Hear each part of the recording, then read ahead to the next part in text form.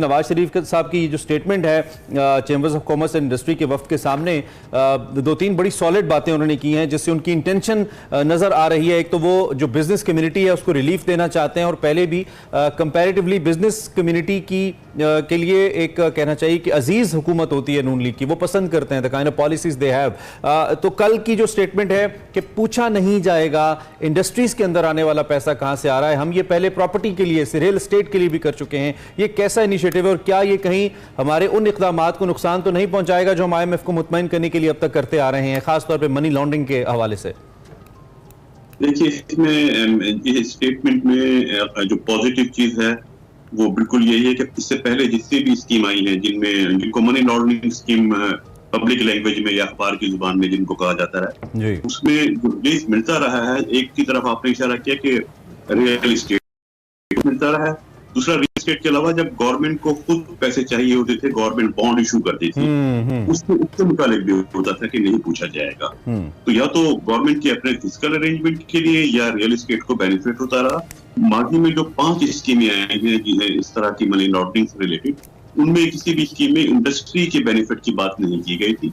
एक scheme desk की हद तक आई थी कि हम ये रिलीफ प्रोवाइड करेंगे, लेकिन बाद में वो इम्प्लीमेंट नहीं हुई थी, जिसमें इंडस्ट्रियलाइजेशन के या इन्वेस्टमेंट की रिलीफ के लिए बात की गई थी।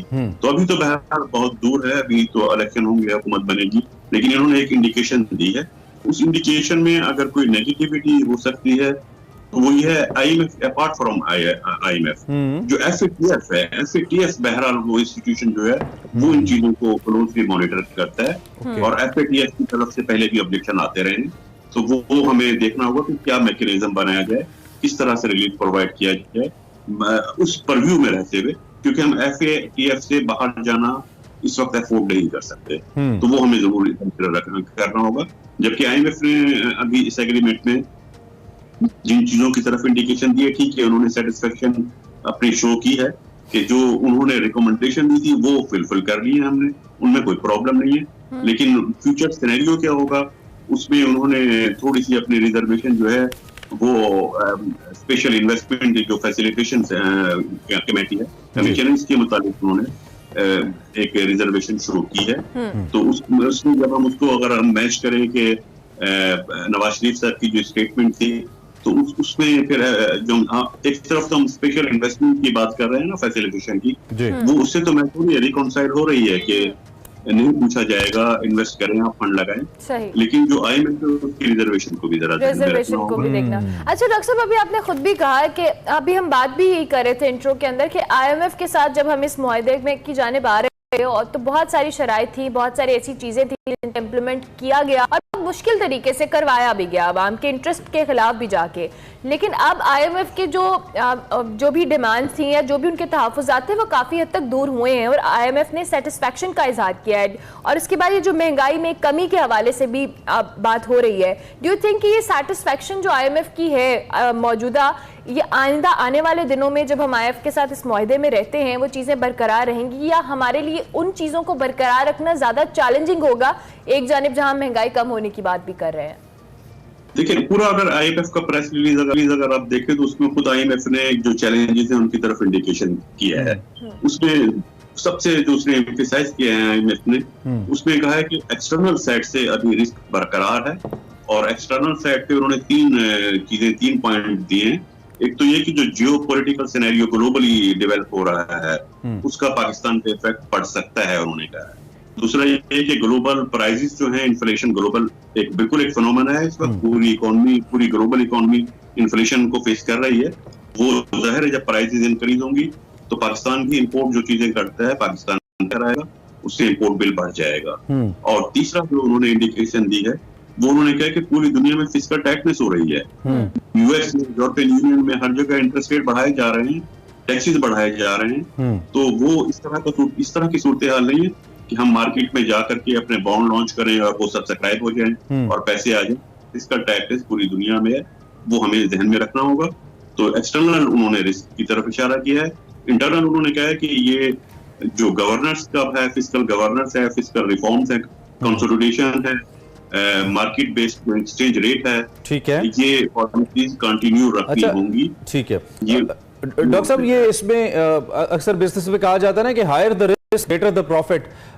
पाकिस्तान में जहां पे इन्वेस्टमेंट या इन्वेस्टर का आना या लोकल इन्वेस्टर पैसा पाकिस्तान में लगाना बहुत बड़ा रिस्क है, वहीं पे at the same time it works in a fine way, I mean in next 2-3 years, तो बहुत बड़ा प्रॉफिट भी है। और हम पाकिस्तान की वो मार्केट है जहां पे इन्वेस्टर्स ने बहुत ज़्यादा प्रॉफिट बनाया है। और अब भी हम अगर मुख्तलिफ जायज़ा रिपोर्ट्स देखें, जो मुख्तलिफ बड़ी फाइनेंशियल या फाइनेंशियल मैनेजमेंट कंपनीज हैं, वो ये कहती हैं कि इस मार्केट के अंदर, जिसे उर्फ़ आम में कहते हैं, बड़ा जूस है, निकल सकता है बहुत। तो ये जो मौजूदा हम स्टॉक एक्सचेंज की परफॉर्मेंस देख रहे हैं, कल शमशाद अख्तर की स्टेटमेंट आई, 7 बिलियन से हमारे जो रिजर्व्स ऊपर गए, उन्होंने कहा इससे जो सरमायाकार है उसको एतमाद मिलेगा। फिर नवाज शरीफ साहब का 22% इंटरेस्ट रेट के हवाले से बात करना, हमें याद है जब ये 18% पे था तो इस पर बड़ी डिबेट हुई थी IMF के साथ हमारी, और बड़ी मुश्किल से हमने ये स्टेप, और फिर ऊपर नीचे हमें ये इसको बहुत ऊपर लेके जाना पड़ा था, जिसकी वजह से अब हम देख सकते हैं कि बहुत सारे मामला बिल्कुल ठप होकर रह गए हैं बिजनेस के अंदर। तो इसमें कहीं इस मुश्किल वक्त अपॉर्चुनिटी विंडो भी क्या इन्वेस्टर को नजर आ रही है, और नवाज शरीफ साहब की मीटिंग कितना बड़ा फैक्टर है उसको ये एतमाद दिलाने में, जिससे रुपया भी मुस्तहकम है, कदर स्टॉक एक्सचेंज भी बेहतर जा रही है? आप इसको कैसे देख रहे हैं? देखिए, इसमें बिल्कुल, लेकिन ये बात फॉरेन इन्वेस्टर भी समझते हैं, और ये बात आज का सिनेरियो नहीं है। गुज़िश्ता तकरीबन 2 डिकेड से जब पूरी दुनिया में रिलोकेशन हो रही थी इन्वेस्टमेंट की, और आप देखें कि वेस्टर्न कंट्रीज से चाइना और इंडिया की तरफ इन्वेस्टमेंट मूव हो रही थी, तो इन्वेस्टर्स को पता था कि ये मार्केट बहुत अच्छी है, और पाकिस्तान की मार्केट तो इस लिहाज से बहुत अच्छी है कि हम सेंट्रल एशिया और मिडल ईस्ट को भी यहाँ से अपनी प्रोडक्ट जो है इन्वेस्टमेंट करने के बाद वहां से कनेक्ट कर देते हैं। तो ये इन्वेस्टर्स को भी पता है। देखिए, अनफॉर्चुनेटली मसला ये हो रहा है कि जो पॉजिटिव फैक्टर्स हैं वो तमाम मौजूद हैं, वो एग्जिस्ट करते हैं, लेकिन उसमें कुछ नेगेटिव फैक्टर्स हैं। मैं अगर WTO की जो रिपोर्ट होती है इन्वेस्टमेंट की, उसमें 12 फैक्टर बताए गए हैं। 12 में से जो 7 फैक्टर वो पाकिस्तान में जाते हैं, इन्वेस्टमेंट को आना चाहिए। ठीक है। जो 5 फैक्टर आ रहा है, वो पांचों फैक्टर अनफॉर्चुनेटली वो पांचों फैक्टर वो हैं जिनका ताल्लुक गवर्नमेंट की पॉलिसीज की फॉर्मुलेशन से। ओके। जो मार्केट के फैक्टर है वो हमें सपोर्ट कर रहे हैं। ओके। तो उसमें ये बिल्कुल पाकिस्तान में FDI का इन्फ्लो हो सकता है, ये राइट टाइम है। और इंटरेस्ट रेट की तरफ तो खुद IMF ने जब इंडिकेशन दे दी कि एक्सपेक्टेशन शो कर दी कि आने वाले नियर फ्यूचर में इंटरेस्ट रेट कम होता हुआ नजर आ रहा है, तो अगर इन्फ्लेशन कम होता हुआ नजर आ रहा है, अगर इन्फ्लेशन कम होता है तो इंटरेस्ट रेट यकीनी तौर पर कम होगा, क्योंकि इसको स्टेट बैंक लिंक करता है कि एक्सपेक्टेड इन्फ्लेशन रेट क्या है। उस एक्सपेक्टेड इन्फ्लेशन रेट पर इंटरेस्ट रेट को डिटरमाइन किया जाता है। जब एक्सपेक्टेड इन्फ्लेशन कम है, उसकी एक्सपेक्टेशन कम है कि इन्फ्लेशन कम होगा, तो इंटरेस्ट रेट को कम कर दिया जाएगा। ठीक है, बिल्कुल ठीक है। डॉक्टर साहब, thank you very much for joining us. जो बादल हैं मायूसी के और मुश्किल के, कुछ हद तक छटते नजर आते हैं। हमने कल भी कहा था कि अगर बहुत ज्यादा इंप्रूव नहीं कर रही मईशत तो बेस्ट पार्ट है कि बहुत ज्यादा मनफियत की तरफ भी, डाउन साइड भी नहीं जा रही। दिस इज समथिंग गुड, और अच्छी खबरें, कंपैरेटिवली अच्छी खबरें आ रही हैं। हाँ, ये भी हमें अच्छा लग रहा है, अच्छी खबरें देते हुए।